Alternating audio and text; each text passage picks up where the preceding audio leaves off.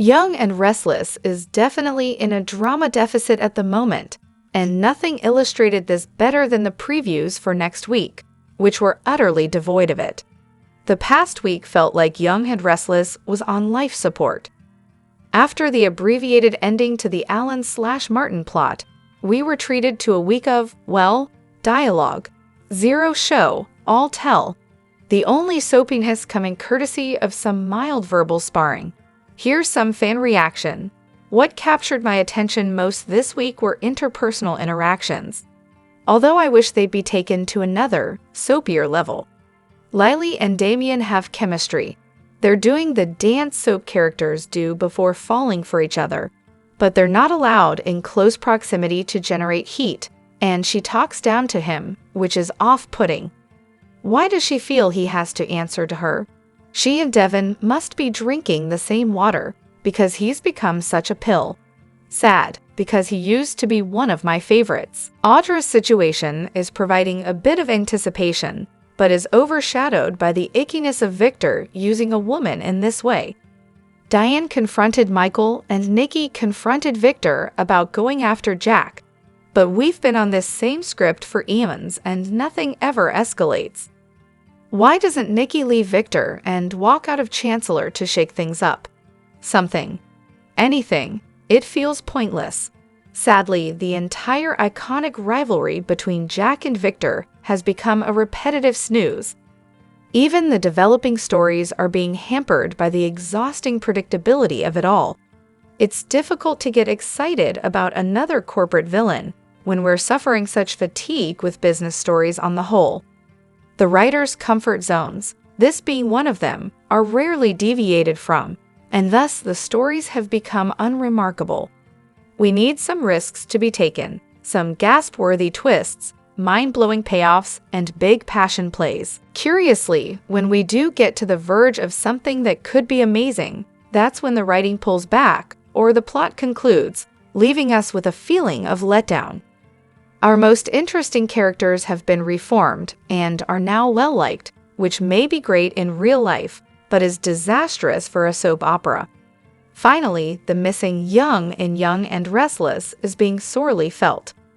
The generations that should be making messy mistakes and causing all sorts of melodrama are either non-existent or behaving like 60-somethings. Nothing illustrated the current state of the soap better than the previews for next week, which featured an update on Amy's health and the reveal of a home reno. Riveting stuff, right? In what might have been the only bit of an eyebrow raiser, Daniel and Tessa appeared to be spending time together again, which left me wondering if the writers are eyeing the idea of pairing them up. Do you think they'll go there? Vote below. Hello everyone, welcome back to my channel, Pulse Canvas. It's me, Julie here. I hope everyone is having a wonderful day. Keep watching. So let's dive into today's video. At Society, Abby knows Devin is worried that Lily will fall for Damien's line, but her plan could actually work. Devin fears he's using Lily to get his own answers. Abby doesn't think he's giving Lily enough credit. Devin's afraid she's already let her guard down. He could be working with Dumas to come after Winters. Abby's sure Lily's not about to be duped again, by anyone. Devin complains that Damien is too smooth and wants to get close to Lily on a personal level. Abby's sure Lily's noticed and is using it to her advantage. Devin appreciates Abby seeing Lily's point of view. He just really wants Damien to be someone they can trust. They could all use a new family member and friend. He's not ready to embrace him. They could use some more information. Abby says that's exactly what Lily's trying to do. Abby and Devin decide they should get going and kiss. Abby has to go see her dad at the ranch first. Devin asks her to give him his best. He admires a man who takes a bullet for his family. Abby wishes he didn't have to risk his life. She wonders if Devin will admit that her father was right to let Lily go and urge her to go back to Winters. Devin doesn't like how he went about it. It's his methods that are troubling. In the jazz lounge, Nate's glad Audra enjoyed dancing. He says they should go check in on Amy and make sure she made it home from dinner. Audra's phone rings and Victor's name is on the screen. Awkwardness ensues. Nate prods her to answer her boss, so she picks up. Victor tells her he has good news and wants to meet tomorrow. He reminds her that this is contingent on her making sure Kyle's relationship with Claire ends. She shouldn't bother coming unless she can make that happen. Audra reassures him and disconnects. She tells Nate she's gold. Lily spots Amy in crimson lights and asks how she's feeling. Amy says the first few days after treatment were rough, but she's improved now. They get to talking about her having dinner with her old friend Tracy Abbott. Amy explains they both sang with Danny Romolotti back in the day. Lily knows they've both been dealing with a lot. She worries about Tracy's heart getting broken. Switching gears, Lily says she just had dinner with Damien. Amy assumes she spent the meal grilling her son. Lily realizes Amy overheard her conversation with Damien at Nate's and apologizes. Amy is aware she has doubts about her son. She can't blame her. Damien has done some questionable things. She hopes she can find it in her heart to give him the benefit of the doubt. Lily would love to believe he's a good person, but she had good reason to believe he was looking into their company. Amy says he denied it. Lily would love to take him at his word, but some of the questions surrounding him may be too serious to overlook. Amy assures Lily her eyes are wide open when it comes to Damien and his many contradictions. She's wondered many nights about his rise to success. She knows his heart, but watched him go from a funny, loving young man to a cold stranger after his father died. One day he was gone. Lily says she must have been so happy to see him again. Amy was glad to see the son she loved so dearly was still in there. Lily is sure that's due to his beautiful upbringing. Amy was terrified of the reaction he'd have to learning about her lies. She was worried he'd run away again, but now he calls her every day. "My son is a good man, Lily." She can assure her that he has a good heart. Lily thanks Amy for being honest with her. She then tells her she knows how devastating a cancer diagnosis can be. Amy asks, "You?" Lily says it was the hardest battle, but she's proof it's a fight you can win. They go over Damien still being around and how much he loves his mother. Amy just worries about him being mixed up with Dumas and all the mystery. She doesn't dare question him about it. They just reconnected. Lily suggests she may be able to get him to open up to him. Amy fears her time there could be short. She can't risk pushing him away again. Lily understands. Amy nods. They both want him to be the man they need him to be. But it's not up to us, is it? Lily shakes her head. No, it isn't. She tells Amy they need to give Damien a wake-up call about his boss, Dumas. Amy thinks it's possible he doesn't know what his boss is up to. Lily counters that he could know and have been corrupted by Dumas. Doesn't Amy want to know what her son is involved in? And don't we deserve to know if he is? Nate and Audra join Amy and Lily, and Amy assures them she's feeling well. She asks about their special dinner. Audra says it was perfect. Nate raises his brows. She was full of surprises. Lily thanks Amy for the talk and hopes she didn't offend her with anything she said. Nate asks if they were talking about Damien. Lily says Amy asked her to give him the benefit of the doubt. She explains her concerns. Amy doesn't blame her. Lily promised to try. Nate's glad they discussed it and are still on good terms. Amy says they want the same thing, to know they can trust her son completely. She laments them using this time to be suspicious when they could be using it to be together as a family. Audra leads Amy out and Lily assures Nate she's keeping an open mind. Kyle knocks on Jack's suite and offers a nightcap to celebrate their day at work. He asks, "Where's Mom?" They chat about the big reveal coming up at the house. Jack tells Kyle he told her how proud he was of him today with the Matheson thing. They toast. Kyle points out there are more spies from Glissade. Jack says they'll be prepared to stop them before any attempt at sabotage. Jack asks about Claire, and Kyle gushes that every moment he spends with her makes him happy. Jack asks why he's not with her. Kyle says she claimed to need rest. He admits he may have said something to put a damper on the evening. Jack's appalled to hear that Kyle told her they found Victor's spy at Djibouti and exclaims, "Kyle." Kyle had no choice. Jack has to accept that and move on. Kyle's trying to get her to see the truth about her grandfather, but it's a hard sell. "I have to get through to her." Jack's sure Victor will do or say something that will make his true colors crystal clear to Claire. At the club bar, Diane walks up to Michael and asks point blank if he's helping Victor go after Jack and Djibouti. Michael balks. Why would she even ask that? Diane tells him to stop. They're alone and he can tell her. Michael denies being Victor's hatchet man. Diane's not so sure he wouldn't take the hatchet out and wield it at Victor's command. Michael cracks jokes, but Diane says this isn't a laughing matter. Michael can't discuss this with her due to attorney-client privilege. She argues she's a good friend.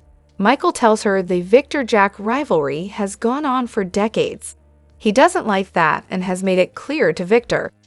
Turning the tables on her, he asks why he's undergoing this line of questioning. Diane tells Michael that Victor's already dragged him into his plan to make Jack pay.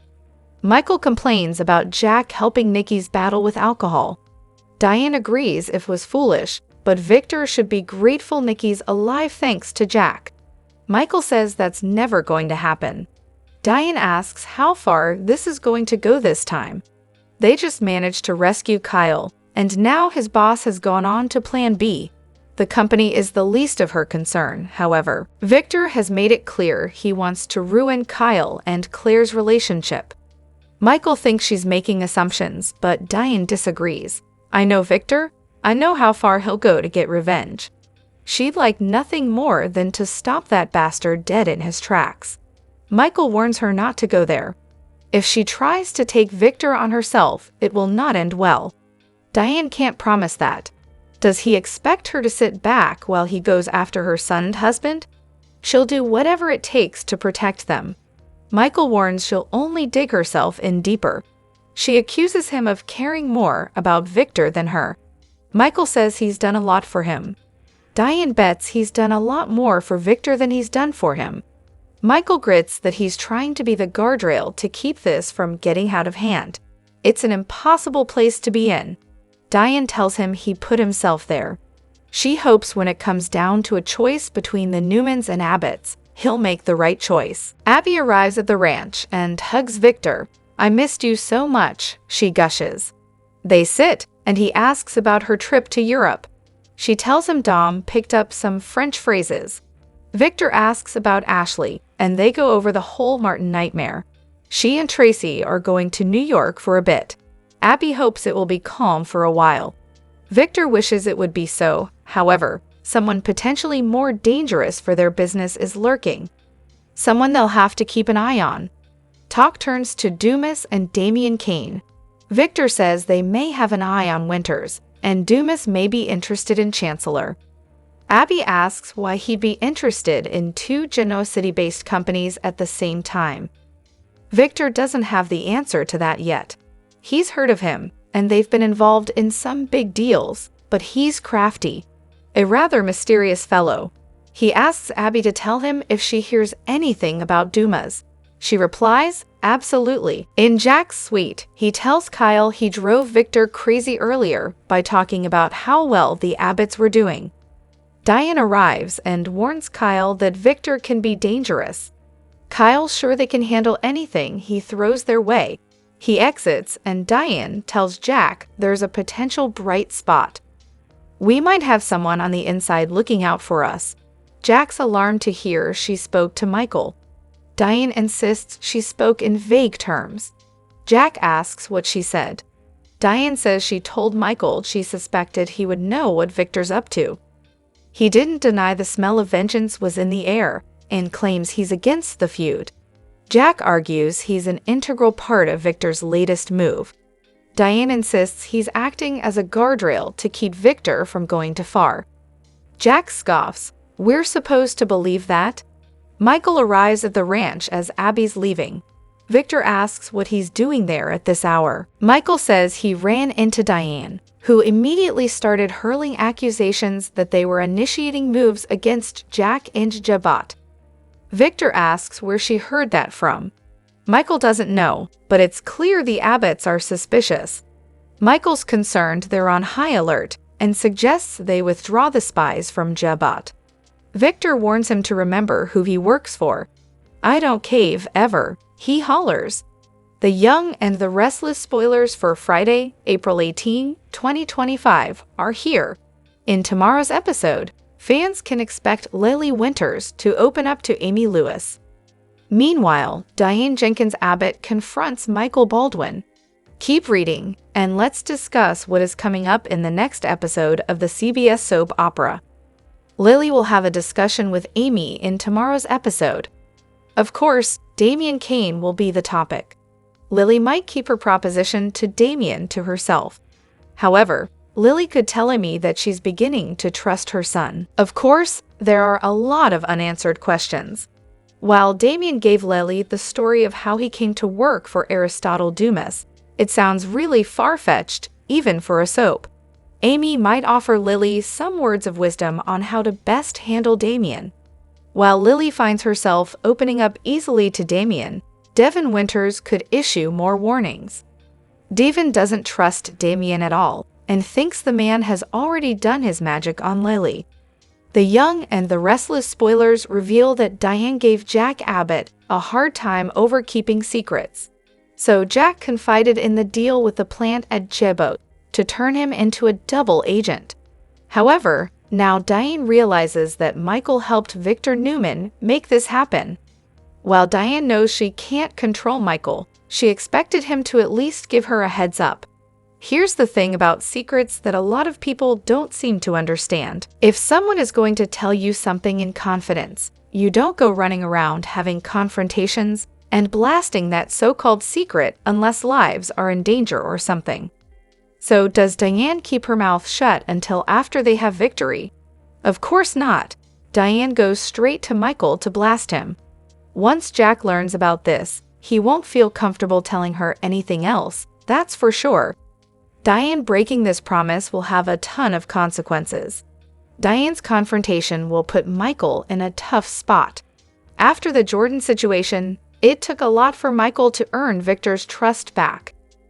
So, while he is a longtime friend of Diane's, he has his reasons why he stayed quiet. One primary reason is Diane's big mouth. The Young and the Restless spoilers have hinted for weeks about the hidden shady character of Aristotle Dumas. We know that Victor Newman wants to thwart him, and that Holden Novak and Damian Kane work for him. At the same time, Billy Abbott is doing business with him. On the April 16 episode, Damian told Lily the truth about Aristotle, or did he? Lily has been pestering Damian to tell her the truth about Aristotle, and it appeared he finally came through. But Damian also exposed himself, even as he purported to tell what he knows about Damian. For example, he admitted to faking his credentials to work for Damian, and in turn had turned his life around. But we still don't know who Ari is exactly. How can even Victor Newman not know who Ari is, or who is pretending to be the persona of Aristotle Dumas? Could Kane Ashby be behind the Aristotle persona? Some fans think so due to Lily's involvement in the plot. She even mentioned her twins with Kane to Damian, which got tongues wagging. Then again, Kane's dad, sneaky Colin Atkinson, could be Damian for all we know. What we do know is that Ari contacted Billy, and that's got to be a hint about his identity, right? We suppose it's possible for Victor to be behind the Dumas character and mystery. But then why would he waste his money trying to unmask the shadowy figure? Given Victor's involvement in this mystery, some fans think that it's Jack Abbott who has concocted the character of Dumas. There is a growing core of fans who think that Dumas is actually Tucker McCall, who does have the business acumen to pull off a stunt like this. Tucker is a master conman, and it's curious that Audra Charles has been pulled into this mystery since she has strong ties to Tucker. We'll have to wait to find out who Dumas really is, but in the meantime, tell us who you think the mystery man turns out to be. Nate isn't pleased about this mess with Victor, and he doesn't even know the half of it. Nate is all about Audra, and she was all about him too. But could that fizzle out after the April 18 episode of The Young and the Restless? They hit the town for a romantic night, but just as things were about to heat up again, a call from Victor had Audra on fire and Nate going cold. Will her newly found alliance with the mustache ruin this hot and heavy love story? Victor has offered up a remarkable future to Audra. He'll financially back a whole brand spanking new company for her, and with only one condition. Of course, that condition is a wild ask: to pry an unsuspecting Kyle away from his precious granddaughter, Claire. Seducing a man? Sure, Audra can do that. In fact, it's pretty much a cakewalk, and it's not like she hasn't bedded Kyle before. Sure, Kyle despises her and would rather spit on her than give her a handshake, but that's neither here nor there. All Audra needs is a jaw-dropping outfit, get to batting those lashes, and to whisper some dirty, sweet nothings in his ear, and any man, including Kyle, will be putty in her hands. Or so the theory goes. So what happens when Audra gets what Victor wants and completes her mission? She'll get her company and be the top dog she's always wanted to be. But will she lose big while trying to win? There's no way Kyle will keep sweet once he finds out Audra's only playing hot and spicy to destroy his life. He'll scream it from the rooftops, and right in Nate's face. Will Nate offer up his mercy, knowing Audra was just following orders? No, we think not. During today's episode, he warned Audra about playing with fire when it comes to the great Victor Newman, and he practically begged her to keep away from the man. And that sting will be nothing compared to the sense of betrayal of hearing about her sleeping with another man. Audra picking up that call could very much spell the beginning of the end for her and Nate. She can't keep up with being on top of the world with one man while sliding under the sheets with another. Let's hope her business takes off once she has it in her hands, because it could very well be the only thing she has left when all is said and done. What will Sally do when Billy makes a proposal? The Young and the Restless spoilers for Monday, April 21. See, Billy gives Sally an interesting proposal.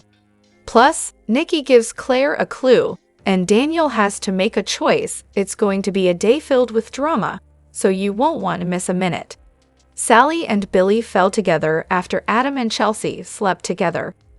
At first, they commiserated with each other, and then they realized they had a spark.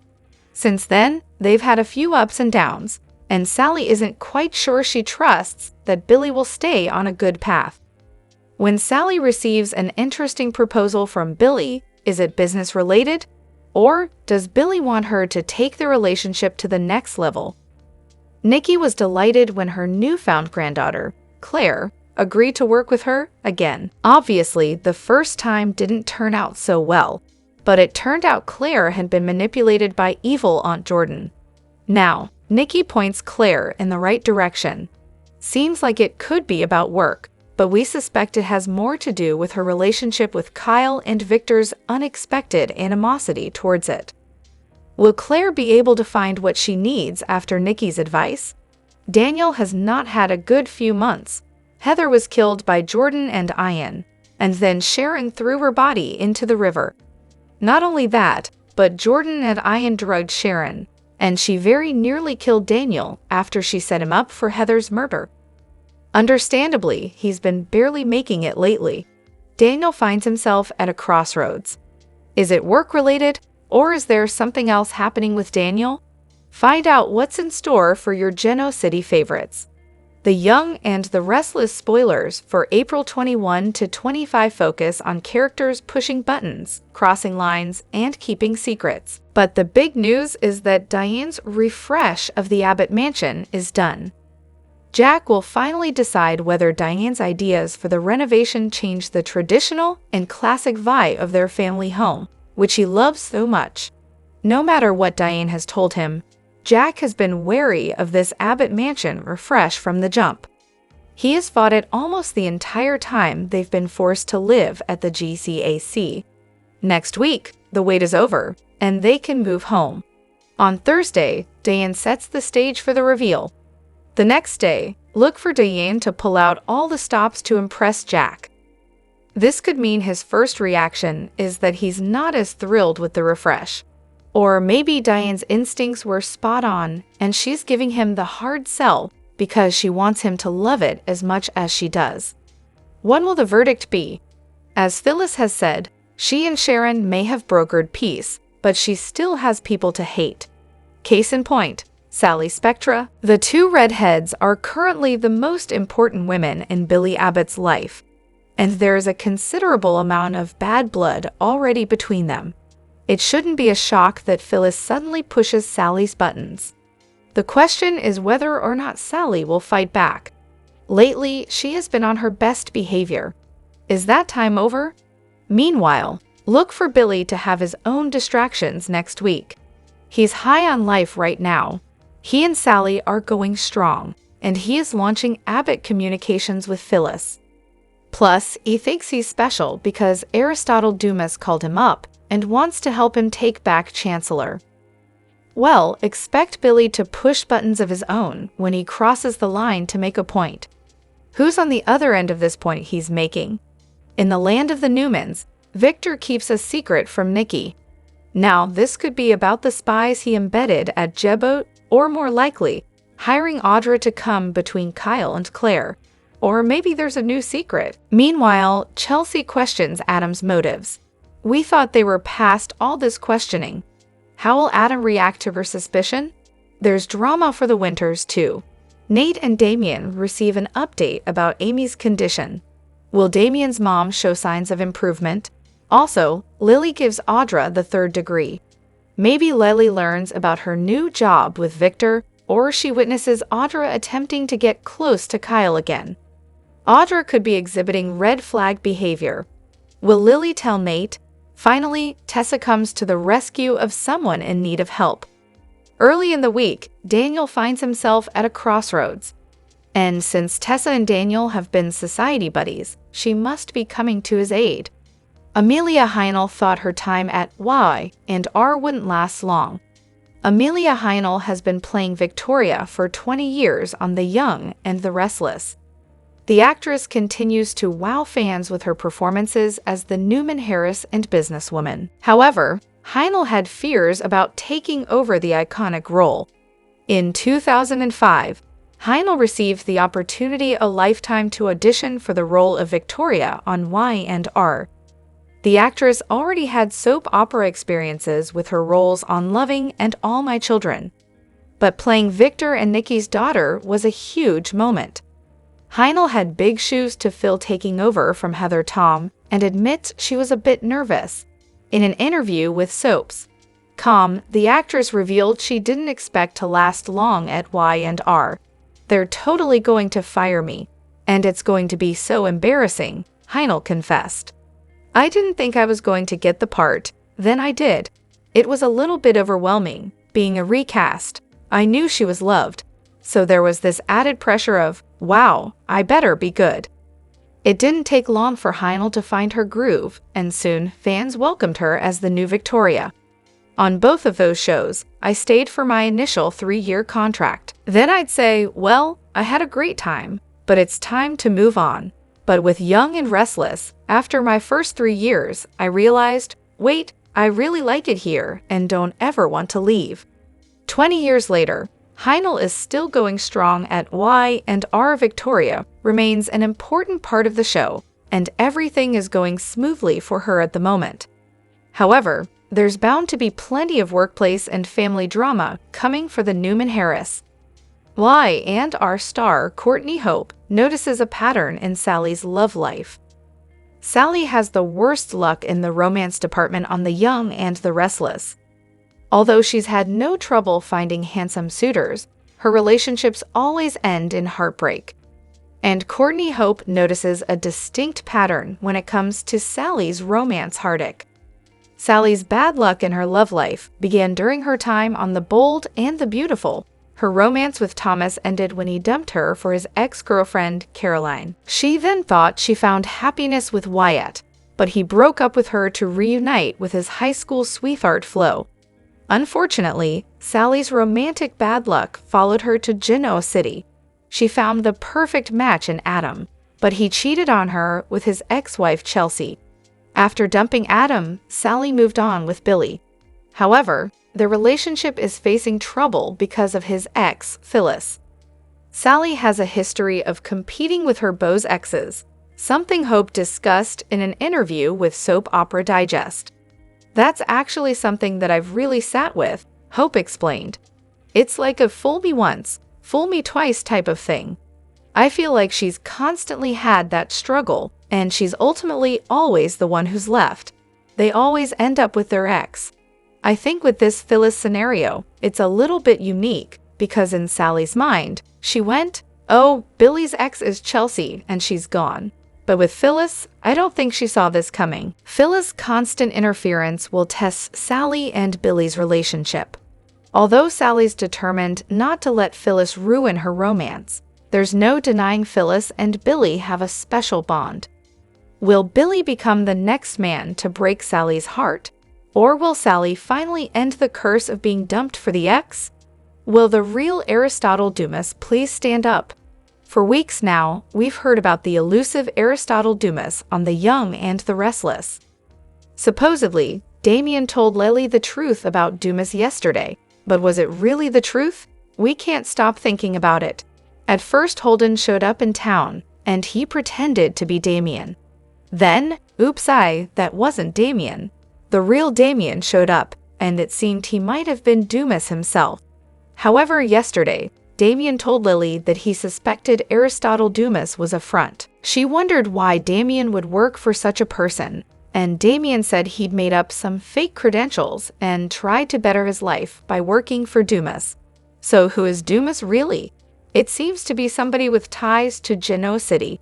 The person also seems to be somebody that the great Victor Newman doesn't know, which is a surprise. But does Victor truly not know Dumas, or does he just not know who's behind Dumas? There are a few possibilities about how Dumas could be. Perhaps Dumas is Victor himself, but that seems awfully convoluted, even for the mustache. It's possible Jack could be playing games, but we don't think he's had much time for that between Diane changing up the Abbott mansion and Tracy's drama with Alan/Martin. Tucker sure hightailed it out of Genoa City a while back. He showed up with great fanfare, but then his schemes and plans never really got off the ground. Considering the Holden and Audra, we could see Dumas being Tucker. Perhaps that seemingly out-of-the-blue connection is a clue. Of course, Lily is also awfully involved, which makes us wonder if Dumas is Kane Ashby. He's been gone for a while, and so has his biological father, Colin Atkinson. It would also make sense for Kane to try to contact Billy to work at Chancellor, given his convoluted connection to Billy's mother. We could see Kane roaring back into Genoa City with this new scheme, and perhaps Kane will even bring his son Sam within. Surely that kiddo is a teen by this point.